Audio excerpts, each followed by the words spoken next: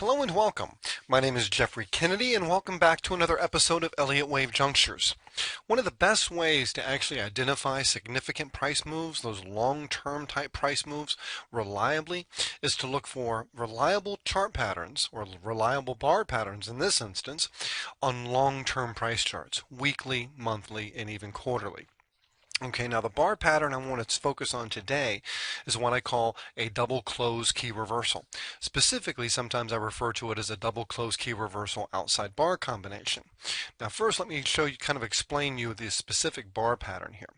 Now what we actually have, in say in this instance over here in the bottom corner of the price chart, this would be referred to as a key reversal, simply. That's where prices make a new price high, yet the close is below the prior close. This is simply a key reversal. Now a double close key reversal is this, where you make a new high above the prior high, yet the close is below the prior two closes. Now I've kind of added a twist to this pattern in that I would like to see the reversal bar, which is this bar, actually form an outside bar in relation to the previous price bar. And that simply means that the current bar's high is above the prior high and the current bar's low is below the prior low. So what this is actually there's about 2 or 3 components with respect to this bar pattern that make it very unique and also very rare. Now what we actually see here to the left is again a bearish double close key reversal outside bar combination. New high, close below the prior two closes, and the reversal bar is an outside bar. Here we have a bullish double close key reversal where we have a new low, the close is above the prior two closes, and the key reversal bar is also an outside bar. Now let's look at a few examples here with respect to the significance of this bar pattern on long-term price charts. Well, here's a real good example here in GMCR, which is Green Mountain Coffee Roasters. We actually put in a very significant high last year, almost very close to the $120 handle in this market. Now look at that price bar right here. Number one, it is an outside bar. The high is above the prior high, the low is below the prior low, and the close is below the prior two closes.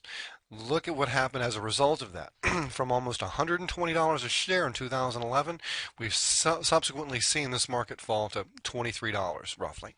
Again, very significant bar pattern. Now let's look at the euro. Okay, this is on the weekly time frame as well. Back in early 2011, we had a double close key reversal outside bar combination. Again, notice the close is above the prior two closes and the key reversal bar is an outside bar. The same thing happened at the actual 2011 peak, and as you can see, prices have been pushing steadily lower ever since then. And again, the genesis or the formation or the beginning of this entire decline that we've seen for a number of months now was the formation of a double close key reversal outside bar combination. We have a new high above the prior high, and the closes below the prior two closes, and the key reversal bar is also an outside bar.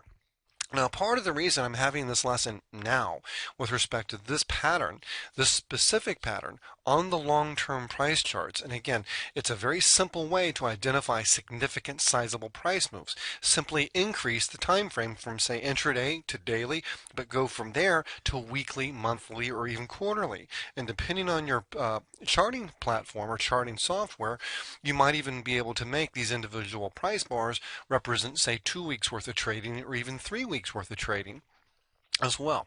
But let's take a look at the final price chart today, and that's going to be the Dow Jones monthly. Okay, this is a Dow Jones price chart monthly. Now what we actually have over here back in, say, 2000, this was a single close key reversal. Notice we actually make a new high above the prior high. It is an outside bar, so instead of being a double close key reversal outside bar combination, what actually marked the high back in 2000 was a single close key reversal outside bar combination. So it works with single as well as double closes. I do prefer the double closes, but on these longer term time frames, i.e. monthly price chart level, a single close will indeed work. Also, too, notice back in this low here, I believe that was late 2002 to early 2003, where we have, again, it's an outside bar. The high is above the prior high, the low is below the prior low, and the close is above the prior close. This was also, too, a single close key reversal, also the outside bar combination.